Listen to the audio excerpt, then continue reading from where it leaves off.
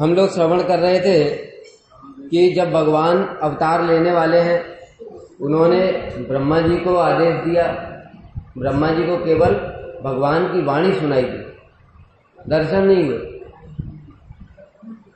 और उनको बताया कि आप इन देवताओं को बोलो कि वो सभी भी अपने एक एक अंश से यदुवंश में जन्म ग्रहण करें।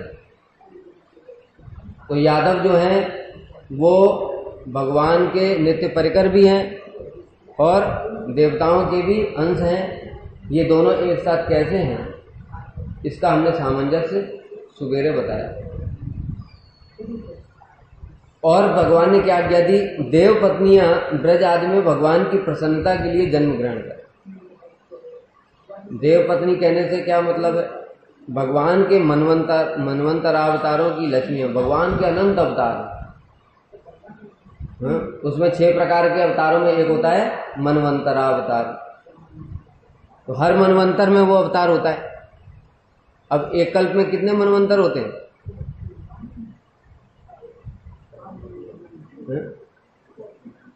14 मनवंतर होते हैं।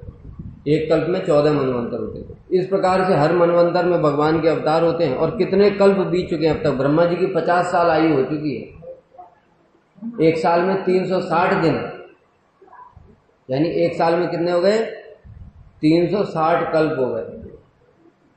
और एक कल्प में 14 इंटू 14 और इंटू 50, 50 साल उम्र बीत गई है ब्रह्मा जी। इतने मनवंतर अब तक बीत चुके हैं। तो कितने अवतार भगवान के हुए, उनकी जो लक्ष्मियां हैं वो सब गोप कन्याओं के रूप में जन्म ग्रहण करके नित्य अंशनी गोपियों की प्रिय सखियां बनी। जैसे कल बताया था, श्रील जीव गोस्वामी पाद ने बताया कि यादव लोग भी असंख्य हैं। उनमें से कुछ भगवान के नित्य परिकर हैं, कुछ देवताओं के अंश हैं, और कुछ में भगवान के परिकरों में ही देवताओं ने एक अंश से प्रवेश किया। इस प्रकार से सब मिला जुला है, तो उसको समझना हमारे लिए मुश्किल है। और भगवान बता रहे हैं, भगवान कृष्ण स्वयं महाराज वसुदेव के घर में आविर्भूत होंगे और स्वतः प्रकाशित स्वयं मूल संकर्षण ही भगवान की सेवा करने के लिए उनसे पहले आविर्भूत होंगे। पहले कौन आविर्भूत होंगे भगवान से पहले? बलदेव प्रभु, मूल संकर्षण। क्योंकि उनको भगवान की सेवा करनी है, भगवान के आविर्भूत होने से पहले उनके लिए सारी व्यवस्थाएं करनी है। इस बार वे कृष्ण के बड़े भाई बनेंगे। क्यों बनेंगे बड़े भाई? इसका कारण बता रहे हैं। क्योंकि रामलीला में उन्होंने छोटे भाई के रूप में श्री राम की सेवा तो बहुत की। वो तो सारे अवतारों में ही सेवा करते हैं, किंतु उसमें उनको बड़ा दुख हुआ। किस चीज का दुख हुआ? 14 साल वनवास काटा, नंगे पैर रहे, कुछ खाया पिया नहीं, ये दुख हुआ? तो ये दुख नहीं हुआ। क्या दुख हुआ? वनवास के समय लक्ष्मण जी सोचते थे, यदि मैं राजा दशरथ का बड़ा पुत्र होता, राम से बड़ा होता, तो राज्य किसका होता? मेरा होता। और फिर ये जो कैकेयी वर मांगती तो वन में किसको जाना पड़ता? मुझे जाना पड़ता। भगवान राम को कोई भी कष्ट नहीं होता। इस प्रकार से सोचा करते थे। इसी कारण से बड़ा खेद करते थे कि मैं राम का ज्येष्ठ भ्राता क्यों नहीं बना। इसलिए बृहत सहस्रनाम स्त्रोत है एक, उसमें श्री बलदेव प्रभु का एक नाम है, पूर्व भक्ति खेदाच्युत अच्युताग्रज। पूर्व भक्ति खेद अच्युताग्रज। पूर्व भक्ति यानी कि पूर्व जन्म में जो उन्होंने अवतार ग्रहण किया था, राम अवतार के समय जो लक्ष्मण का, उसमें जो भक्ति की थी, उसमें खेद, बड़ा खेद उत्पन्न हुआ था उनको, बड़ा दुख उत्पन्न हुआ था। इसीलिए अच्युताग्रज इस समय क्या बन करके आए? अच्युत, भगवान कृष्ण के अग्रज, बड़े भाई बन करके आए।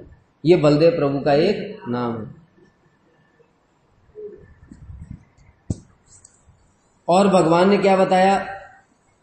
योग माया अपनी अंशभूता बहिरंगा माया के साथ भगवान की सेवा के लिए आविर्भूत होंगे। योग माया देवकी के सप्तम गर्भ का आकर्षण करेंगे और माता यशोदा को निद्रा के वशीभूत करना इत्यादि कार्य करेंगे। जब कृष्ण का जन्म होगा नंदालय में, उस समय क्या करेंगी, माता यशोदा को निद्रा में वशीभूत कर देंगी। यद्यपि जो ब्रजवासी हैं उनको निद्रा के वशीभूत करना साधारण बात नहीं है, और उनकी एक क्षण भी कृष्ण स्फूर्ति कभी भी खत्म नहीं होती। प्रेम की अवस्था में क्या होता है, जागृत अवस्था, स्वप्न अवस्था, सुसुप्ति अवस्था, तुरीय अवस्था, ये 4 अवस्थाएं बताई। जागृत अवस्था जिसमें इंद्रियां भी काम कर रही हैं, मन भी काम कर रहा है। स्वप्न अवस्था में क्या होता है, जो स्थूल इंद्रियां हैं वो काम नहीं कर रही हैं, लेकिन सूक्ष्म शरीर काम कर रहा है, मन क्रियाशील रहता है। फिर सुसुप्ति अवस्था, उसमें मन भी सो जाता है, वो भी काम नहीं करता। उससे भी ऊपर तुरीय अवस्था, और उससे भी ऊपर जो अवस्था होती है वो पंचम अवस्था होती है, प्रेम अवस्था। तो जो ब्रजवासी हैं वो कौन सी अवस्था में है, प्रेम अवस्था में। तो यानी कि प्रेम अवस्था के कारण उनको एक क्षण भी कृष्ण की विस्मृति नहीं होगी, इतनी उच्च अवस्था में। इसलिए उनसे कृष्ण की विस्मृति कराने के लिए क्या करेंगे, फिर योग माया का आश्रय लें। तो योग माया क्या करेगी, उनको गाढ़ निद्रा में सुला देंगे, जिससे उनको बाह्य कुछ भी स्फूर्ति ना हो। ये किसका कार्य होगा, योग माया का कार्य। और भगवान कह रहे हैं योग माया के साथ जड़ माया भी आविर्भूत होगी। जड़ माया का क्या कार्य होगा, जड़ माया का भी कार्य बता रहे हैं कि वही जड़ माया जो महामाया, जगत की ब्रह्मांड की मालकिन, वही महामाया कंस के हाथ से निकल करके आकाश में उठ करके विंध्यवासिनी आदि रूपों में विराजमान होंगे। जब कंस ने उस बालिका को पत्थर पर पटकने का प्रयास किया तो क्या हुआ, सा तदहस्ता समुत्पत्य सद्यो देव्यंबरम गता अदृश्यतानुजा विष्णु सायुधा अष्ट महाभुजा। उसी समय वो कंस के हाल से निकल करके देव्यंबरम, दिव्य रूप धारण कर लिया और आकाश में चली गई। और सायुधा अष्ट महाभुजा, सायुधा, आयुध, आयुध माने अस्त्र, सारे हाथों में, 8 हाथों में अस्त्र थे, 8 हाथ धारण कर लिए इस प्रकार से, और बड़ा तीव्र अट्टहास किया, रे मूर्ख कंस, तू मुझे व्यर्थ मारने का प्रयास क्यों कर रहा है, तुझे मारने वाला तो कहीं और जन्म ले चुका। इस प्रकार से दुर्गा देवी, ये कौन है, महामाया, इन्होंने तो ये दोनों अवतार लेंगे।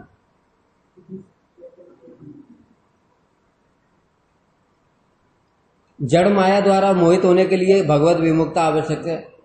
जो भगवत विमुख होता है उसको कौन मोहित करता है, महामाया। और जो भगवान के उन्मुख होते हैं उनको कौन मोहित करता है, योग माया। दुर्योधन और साल्व इत्यादि असुरों ने भगवान के गरुड़ वाहन और विश्वरूप को देखकर भी, ये जो भगवत विमुख होते हैं वो भगवान को देखकर भी भगवान को समझ नहीं पाते। क्यों, क्योंकि वो महामाया द्वारा मोहित होते हैं। उदाहरण दे रहे हैं यहां पर, जैसे दुर्योधन सामने देख रहा है। जब भगवान कृष्ण शांति दूत बन करके गए उस समय क्या बोला वो, उन्होंने शांति की बातें करी कि भाई तुम लोग पांडवों को 5 गांव ही दे दो, मैं पांडवों की ओर से वचन दे रहा हूं कि वो 5 गांव में ही संतुष्ट हो जाएंगे, उन्हें राज्य नहीं चाहिए। दुर्योधन क्या बोला ये सुन करके, अरे 5 गांव तो बहुत दूर की बात है, बिना युद्ध के तो मैं एक सुई की नोक के बराबर भूमि भी देने को तैयार नहीं। ये क्या है, महामाया द्वारा मोहित है। और इतना ही नहीं, जब कृष्ण ने बोला, ये सुनकर के कृष्ण को भी क्रोध आया। उन्होंने कहा, अरे दुर्योधन, तू अपनी माता को क्यों पुत्रहीन बनाना चाहता है। इस प्रकार से जब बोला उन्होंने तो दुर्योधन को क्या हुआ, मोहित हो गया, और उसने क्या बोला, पकड़ लो इस ग्वाले को। भगवान को पकड़ना चाहता है। तब भगवान ने क्या किया वहां पर, ठीक है तुम लोग आना, मुझे पकड़ना चाहते हो पकड़ो, और वहीं पर अपना विराट स्वरूप दिखा दिया। उनके शरीर से दिव्य प्रकाश निकल रहा था, इतना 100 करोड़ों करोड़ों सूर्यों के समान। उनके उस स्वरूप को देखने की सामर्थ्य भी नहीं थी किसी को, सबने अपनी आंखें बंद कर ली। केवल जो वहां पर उपस्थित भक्त लोग थे, जैसे भीष्म, द्रोण इत्यादि, बस उनको ही दर्शन हुए और किसी को कुछ दर्शन नहीं हुआ। सिर्फ प्रकाश के रूप में बड़ा दिव्य स्वरूप दिखाई। लेकिन देखो महामाया का कार्य कैसा है, ये देखने के बाद भी दुर्योधन क्या कहता है पता है? अरे हमारे पक्ष में भी ऐसे बहुत सारे लोग हैं जो ऐसी माया दिखा सकते, अब क्या करोगे? भगवान बार बार दिखा रहे हैं अपने स्वरूप को, लेकिन फिर भी सुनता नहीं, समझता ही नहीं। यहां तक कि युद्ध से पहले धृतराष्ट्र ने उसको बड़ा समझाया, ये स्वयं भगवान ही है। दुर्योधन मान जाए, तब भी मोह कैसा माया द्वारा मोहित है। क्या सोच रहा है पता है? सोच रहा है कि चलो भगवान ही है तो क्या कर लेगा, अस्त्र तो उठाना ही नहीं है इसको, युद्ध में अस्त्र तो उठाना ही नहीं है तो क्या कर लेगा, तब भी युद्ध के लिए तैयार। दूसरी ओर हमारी तरफ है भीष्म, अपराजेय, अमर, और ये तो अस्त्र उठाएंगे नहीं तो हम इनको हरा लेंगे। ये क्या है? महामाया का कार्य है, माया द्वारा मोहित बुद्धि है।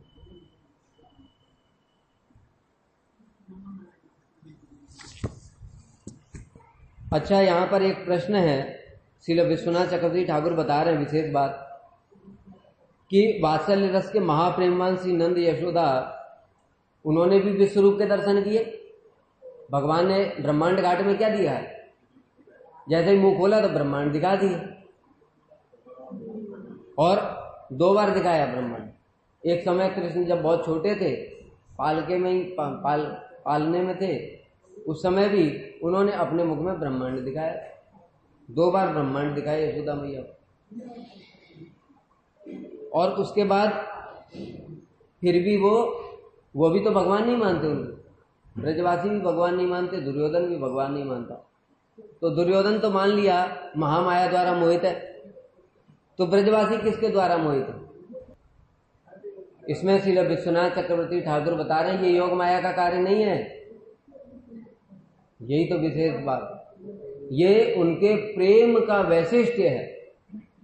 ब्रजवासियों का, जैसा श्रील गुरुदेव उदाहरण दिया करते थे, ब्रजवासियों का प्रेम क्या है, जैसे उदाहरण देते थे, एक बहुत बड़ी कढ़ाई है, उसमें क्या है, दूध है, उसमें एक तिनका गिरा दिया, और वो तिनका जो है कभी कभी प्रदर्शन होता है उसका, जब खोलता है दूध तो कभी कभी दिखाई पड़ता है। तो जो दूध है वो प्रेम के समान है, वो अथाह प्रेम में वो जो तिनका है वो ऐश्वर्य के समान है, वो कभी दिखता नहीं है, दिखता है तो फिर वहीं से अदृश्य हो जाता है। उसी प्रकार से उनकी प्रेम की इतनी अधिकता है कि वो कृष्ण को भगवान नहीं मानते, वो अपना पुत्र ही मानते हैं। ये योग माया का कार्य है। योग माया का कौन सा कार्य है? जब यशोदा मैया के गर्भ से जन्म लेंगे भगवान, तब उनको सुलाना, ये वाला कार्य तो योग माया का है। लेकिन जो कृष्ण बाल लीलाएं करते हैं, और बाल लीला करते समय वो ऐश्वर्य देखते हैं, जैसे गिरिराज जी को उठा लिया, गिरिराज जी को उठा रहे कृष्ण, नंद बाबा यशोदा मैया सब तो पास में ही है, लेकिन होने पर भी प्रेम की अधिकता के कारण वो उनको भगवान नहीं मानते। उसमें योग माया के द्वारा मोहित नहीं है वो। अब ये सारे आदेश भगवान ने दे दिए, ब्रह्मा जी आ गए देवताओं के साथ। उसी समय क्या हुआ, जो सूरसेन का पुत्र जो वसुदेव हैं, अपनी पत्नी देवक की पुत्री देवकी को लेकर के घर जाने लगे। वसुदेव का विवाह हुआ देवकी के साथ में। इसके पूर्व में जो देवक की अन्य कन्याएं थी, 6 कन्याएं और भी थी, उनका नाम है धृत देवा, शांति देवा, उपदेवा, श्रीदेवा, देवरक्षिता और सहदेवा। इन सबका भी विवाह वसुदेव के साथ ही हुआ था। समझ में आया? जो देवक हैं, देवकी के पिताजी, उनकी 7 कन्याएं हैं, उसमें जो 6 कन्याएं हैं उनका विवाह पहले ही वसुदेव के साथ में हो चुका था। अब ये सबसे छोटी कन्या थी और कंस से उम्र में बहुत छोटी थी, पुत्री के समान उम्र की। इसी कारण जो कंस है वो उनके साथ पुत्री के समान व्यवहार करता था, अपनी पुत्री के समान ही उनको समझता था, इसलिए कंस उनसे बड़ा प्रेम करता था। तो अत्यंत प्रेम के कारण ही जो देवकी हैं उनका जब विवाह हुआ, वसुदेव उनको लेकर के जा रहे थे तो कंस उनको रथ में विराजमान करके स्वयं रथ चला रहा था, इतना प्रेम था उसको देवकी का।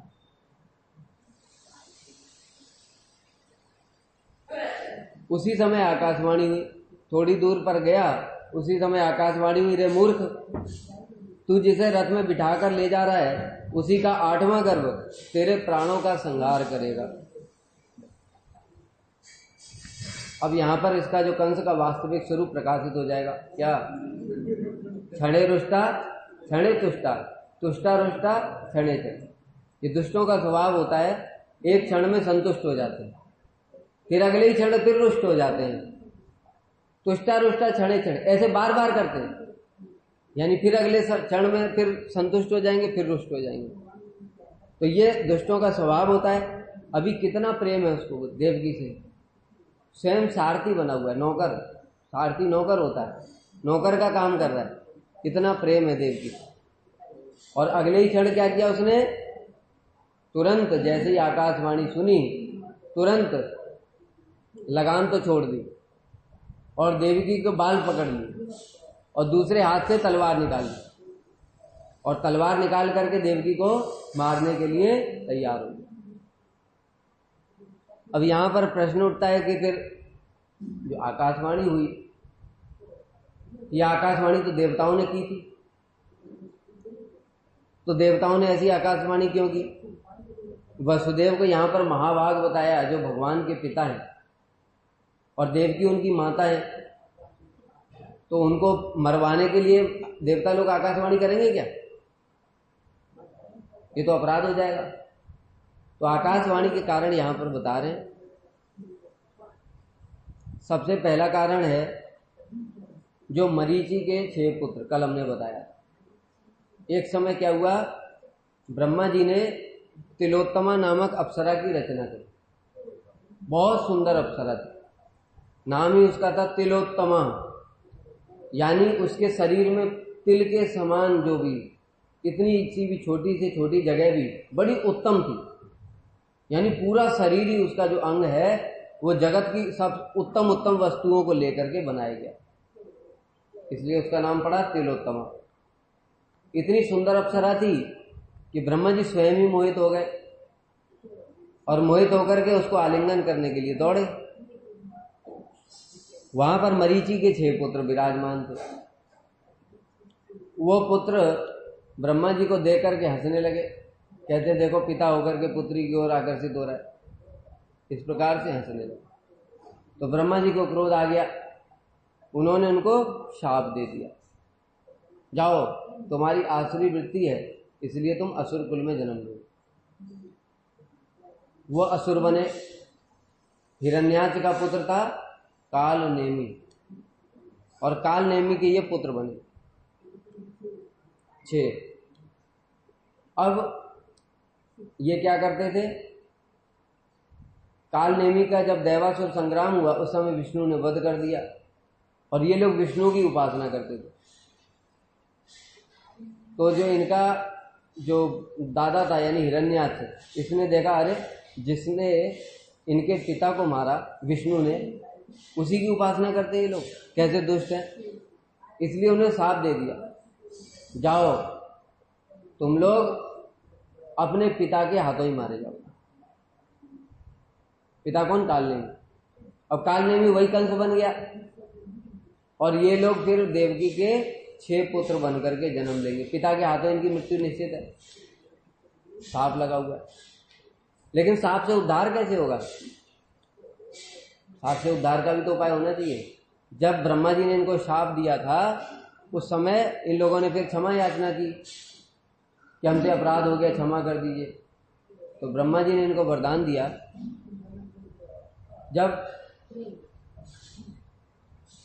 भगवान कृष्ण द्वापर में कौन थे, 28वें चतुर्युग में, 28वें चतुर्युग के द्वापर में, 7वें मनवंतर के 28वें चतुर्युग के द्वापर में स्वयं भगवान कृष्ण अवतार ग्रहण करेंगे। उनका जब उच्छिष्ट तुम पान करोगे तब तुम्हारा उद्धार हो जाएगा। इस प्रकार से इनको वरदान दिया। अब यही 6 पुत्र बन करके आए देवकी के घर में, एक एक करके, और एक एक करके जब आए तो कंस ने क्या किया, इनको वध कर दिया। फिर वध करने के बाद फिर कहाँ गए, जब ये मर गए फिर कहाँ गए, ये सब सुतल लोक में चले गए, जहां पर बलि महाराज रहते वहां पर गए। ये सब सुतल लोक में चले गए। जब कंस ने इनका वध कर दिया, जन्म लेने के साथ साथ वध कर दिया, तो जो हिरण्याक्ष का शाप था वो तो सही हो गया। तब ये सुतल लोक में चले गए। फिर सुतल लोक में ये वास करते थे, सुतल लोक में वास करते थे। जब भगवान ने, जब द्वारका में थे भगवान, उस समय देवकी ने कृष्ण से कहा एक दिन कि तुमने अपने गुरु पुत्रों को, गुरु माता का जो पुत्र था उसको जीवित कर लिया, तो मेरे भी जो संतानें हैं जिनके प्रति मेरा बड़ा वात्सल्य भाव था,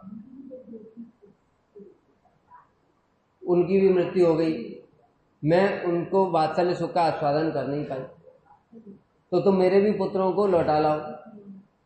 तो कृष्ण गए फिर सुतल लोक में, और वहां से उन 6 के 6 पुत्रों को लेकर के आए। तो वो उसी प्रकार से योग माया के प्रभाव से शिशु रूप में ही थे, जैसे कंस ने उनका वध किया था। फिर कृष्ण का इन्होंने उच्चिष्ट स्तनपान किया, देवकी माता ने इनको स्तनपान कराया।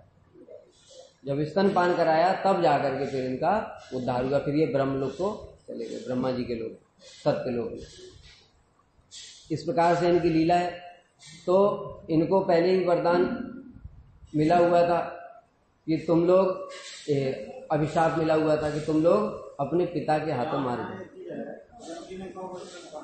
हैं।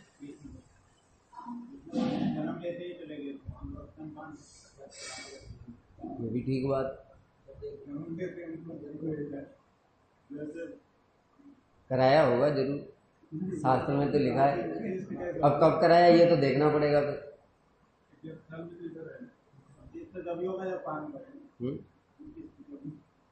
कराया होगा जरूर, उसमें शास्त्र में जब वर्णन है कि उनका उच्चिष्ट स्तनपान किया, इसका मतलब तो कराया होगा। कब कराया, देखो ऐसा भी हो सकता है, मुझे अभी पक्का तो याद नहीं है, लेकिन जब चतुर्भुज रूप में उन्होंने जन्म लिया तो उसके बाद उन्होंने कहा शिशु बन गए, वो बालक बन गए। तो उसी समय देवकी ने उनको स्तनपान कराने के बाद ही तभी भेजा होगा, ऐसा मुझे लगता है। क्योंकि अभी बालक बन गए, अब उनको वहां तक भेजना है, नंदालय तक। उस समय तो उनकी बेड़ियां सब खुल गई थी, दोनों की सारी बेड़ियां खुल गई थी। तो उन्होंने उस समय वात्सल्य प्रेम में आविष्ट होकर के शिशु को स्तनपान कराया हो, जो कृष्ण है, जो चतुर्भुज रूप धारण किया जो जेल में। और स्तनपान कराने के बाद उनको फिर टोकरी में रख करके वसुदेव जी उनको ले गए। दूसरा कारण बता रहे हैं, वसुदेव महाराज के जन्म के समय पहला कारण बताया कि जो मरीचि के 6 पुत्र थे उनका उद्धार करवाना है, इसलिए देवताओं ने आकाशवाणी। दूसरा कारण बता रहे हैं, वसुदेव महाराज के जन्म के समय आकाश में दुंदुबियां बजी थी। जब वसुदेव महाराज ने जन्म लिया था उस समय आकाश में दुंदुबियां बजी थी, देवताओं ने दुंदुबियां बजाई। तो साधारण व्यक्ति के लिए ऐसा नहीं होता है, कारण ये महाभाग है, आगे आएगा भी, ये महाभाग है वसुदेव। आनंद दुंदुबी बजी थी, क्यों? क्योंकि इनकी संतान के रूप में ही आगे आकर के भगवान अवतार ग्रहण करेंगे। इसलिए भी इन्होंने आकाशवाणी करी कि जल्दी भगवान अब इनके पुत्र के रूप में जन्म ग्रहण कर ले। तीसरा कारण बता रहे हैं, स्वार्थी तो है ये देवता, थोड़ा निस्वार्थ है, थोड़ा स्वार्थी भी है। तीसरा कारण स्वार्थ वाला है। कंस देवकी से इतना प्रेम करेगा, कितने प्रेम से ले जा रहा है, हैं, देवकी को अपनी पुत्री के समान मानता है, उसका सेवक बन करके, सारथी बन करके उनको ले जा रहा है। अगर इतना प्रेम करेगा तो भगवान वध कैसे करेंगे इसका? तो ये देवताओं का अपना स्वार्थ भी है। और चौथा बता रहे हैं, वसुदेव ने देवकी से कहा था कि तुम्हारे गर्भ से भगवान अवतीर्ण होंगे। तो इस प्रकार से देवकी को विश्वास दिलाने के लिए, उनका आनंद बढ़ाने के लिए वसुदेव ने देवकी से कहा था कि तुम्हारे गर्भ से भगवान का जन्म होगा। तो देवताओं ने आकाशवाणी भी कर दी, तो देवकी को पूरा विश्वास हो गया कि हाँ, निश्चित रूप से भगवान ही अवतार लेंगे, वो भगवान ही कंस को मार सकते हैं ना, तुम्हारा अष्टम गर्भ जो इसका कंस का वध करेगा। फिर श्री सुखदेव गोस्वामी ने, अब कंस ने क्या किया, बाल पकड़ लिए और एक हाथ से मारने के लिए पूरा तैयार। वहां पर उस समय श्री वसुदेव जी, उन्होंने देवकी के प्राणों की रक्षा के लिए साम दाम दंड भेद सब कुछ प्रयोग किया। और श्री सुखदेव गोस्वामी ने वसुदेव महाराज को महाभाग कहकर के संबोधित किया। महाभाग, वसुदेव महाभाग। क्यों वसुदेव जी को महाभाग कहा? देखो, सामान्य बात नहीं है, अपने सामने अपनी पत्नी का वध करने जा रहा है कंस, उनकी पत्नी देवकी का वध करने जा रहा है, नवविवाहिता पत्नी है। उसके पश्चात भी उनके अंदर में कोई भी विकार उत्पन्न नहीं हुआ, जो भक्तों का ये महान गुण है कि उनको विषम से विषम परिस्थितियों में भी, जैसे प्रहलाद महाराज का उदाहरण देखो, प्रहलाद को इतने ऊपर से गिराया गया पहाड़ की चोटी से, फिर भी उनको डर लगा क्या? अरे मैं गिर जाऊंगा, मेरा हाथ पैर टूट जाएंगे, ऐसे रोए क्या? जो उनके पिताजी कहते थे वैसा कर, खौलते तेल की कढ़ाई में डाल दिया, हाथी के नीचे कुचलवाया, सांप की कोठरी में डाला, क्या क्या किया, सब कुछ किया, लेकिन कभी भयभीत नहीं हुए। और तो और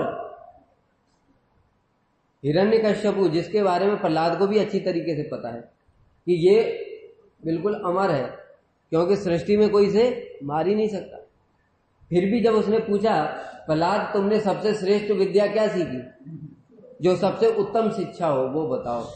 उनकी गोद में बैठे, हिरण्यकश्यपु की गोद में ही बैठे, क्या उनको पता नहीं अभी ये तलवार लेकर के मार देगा मुझे, और इसको कोई मार भी नहीं सकता है? उसके बाद भी निर्भय निडर होकर के उन्होंने क्या बोला? श्रवणम कीर्तनम विष्णु स्मरण। साथ ही साथ बोल दिया कि भगवान विष्णु का श्रवण कीर्तन स्मरण वंदन ये भक्तों का महत् गुण है, जो कि भक्ति के फलस्वरूप ही आता है, निर्भय।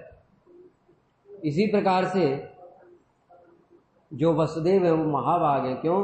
बिल्कुल निर्भय है, उनको ये भी भय नहीं है कि ये देवकी को मारने के बाद मुझे ही मार सकता है, मैं इसको बचाने की कोशिश करूंगा तो। और वे धैर्य, गंभीरता, क्षमा, चतुरता आदि गुणों के महान समुद्र हैं। इसलिए वसुदेव को महाभाग कहा।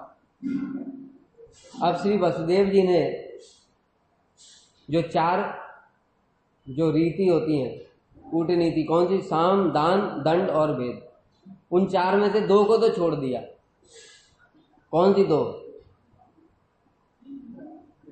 कौन सी दो? दान और दंड। दान और दंड को क्यों छोड़ दिया? क्योंकि ये जो खुद ही राजा है, कंस पूरा मथुरापुरी का राजा, इसको क्या दान दूंगा मैं?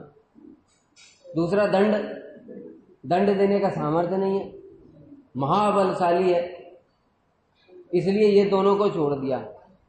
अब बचा साम और भेद। ये श्री वसुदेव जी ने ऐसी विषम परिस्थितियों में भी उनकी बुद्धि बिल्कुल भी विचलित नहीं हुई और इसका प्रयोग किया। अब यहां पर बता रहे साम 5 प्रकार का होता है। पहला होता है संबंध। यहां पर एक श्लोक बता रहे हैं, श्लाघनीय गुण सूरैर भवान भोज यशस्कर स कथम भगिनी मन्यात स्त्रियम उद्वाह पर्वणि। यहां पर श्री वसुदेव जी ने ये श्लोक बोला कंस के लिए। पहले बताया संबंध। संबंध का मतलब है संबंध दिखाना। तुम मृत्यु के भय से बहन का वध कर रहे हो, तो बहन ये तुम्हारी कौन है? बहन। यानी संबंध के कारण शायद चित्त द्रवित हो जाए, ना मारे, ये पहले बताया। दूसरा बताया लाभ। अगर तुम देवकी का वध नहीं करोगे, जो कि जिसका पुत्र तुम्हारा वध करेगा, तुमको पता है अच्छे से कि देवकी का पुत्र ही तुम्हारा वध करेगा, फिर भी अगर तुमने देवकी का वध नहीं किया तो लोग कहेंगे वाह, कंस जैसा धार्मिक व्यक्ति कोई नहीं है, कि पता है कि देवकी का पुत्र वध करेगा, फिर भी इसने अपनी बहन को नहीं मारा। इससे तुम्हें यश रूपी लाभ प्राप्त होगा। तो साम में 5 प्रकार का संबंध हो गया, लाभ हो गया। उपकार,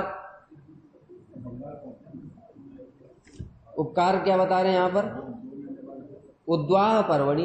देखो ये विवाह का पर्व है, अभी अभी विवाह हुआ है देवकी और वसुदेव का, और विवाह का पर्व है। इस अवसर पर तुम मेरी पत्नी को जीवित छोड़ दो, जीवित छोड़ करके मेरे ऊपर उपकार करो, मेरी पत्नी को जीवित छोड़ करके मेरे ऊपर उपकार करो।